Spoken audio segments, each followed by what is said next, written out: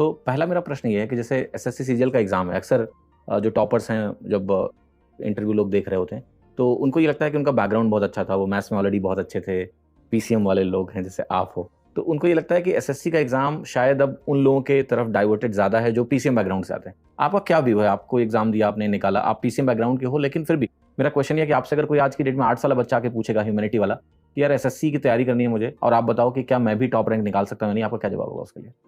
Sir मैं ये कहूँगा निकाल सकता है, क्योंकि एसएससी 12th लेवल का मैथ्स तो पूछता नहीं है, वो पूछता है 10th लेवल का। 10th लेवल तक तो आर्ट्स स्टूडेंट ने भी मैथ्स पढ़ा होता है। 11th 12th में तो वो डिफरेंट टॉपिक्स आ जाते हैं। एसएससी रिक्वायर ही नहीं करता कि आपको 12th तक का मैथ्स आना चाहिए, आपको 10th तक का बेसिक पता होना चाहिए। उसके बाद तो there are different ways to learn, क्योंकि जो एसएससी रिक्वायर करता है वो 11th 12th नहीं पढ़ाता, वो 10th तक आपको बेसिक अच्छे से पता होना चाहिए। बाकी आपको रिफाइन करना है अपनी प्रोसेस में कि अप्रोच बदलनी चाहिए क्वेश्चन में।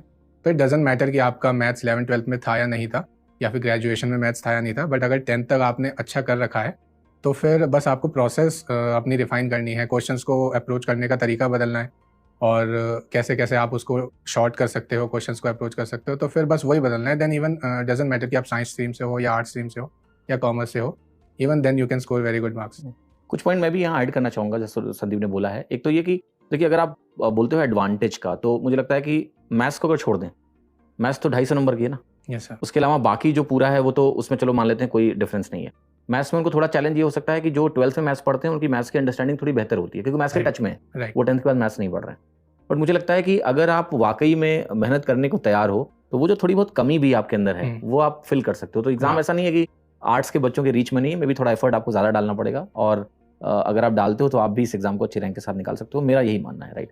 पीसीएम में तो सर ये है कि हाँ, हमारा एक बेनिफिट होता है कि मैथ्स के टच में रहते हैं, तो वो नंबर्स में खेलना वेलना रहता है, हमारा आसान होता है। उनका जो है टच थोड़ा सा छूट जाता है बीच में, कि मैथ्स से बिल्कुल ही हट जाते हैं, लेकिन वो आप ग्रैस्प कर सकते हो। 10th तक का मैथ्स इतना तो टफ है नहीं, तो आप बेसिक इतना अच्छा कर लो, उसके बाद रिफाइनमेंट में तो आपको बराबर आ जाओगे आप पीसीएम वालों के भी। वो सबको है, वो पीसीएम वाला भी उसी स्टेज पे खड़ा है, आर्ट्स वाला भी उसी स्टेज पे खड़ा है। बस एक एडवांटेज ये है कि वो थोड़ा सा कंटिन्यूड है मैथ्स में, बस इतना है। बाकी अगर आप डेडिकेटेड होकर आप तैयारी करोगे तो देयर आर एग्जांपल्स कि आप पीसीएम से भी बेटर परफॉर्म करते हो उसमें।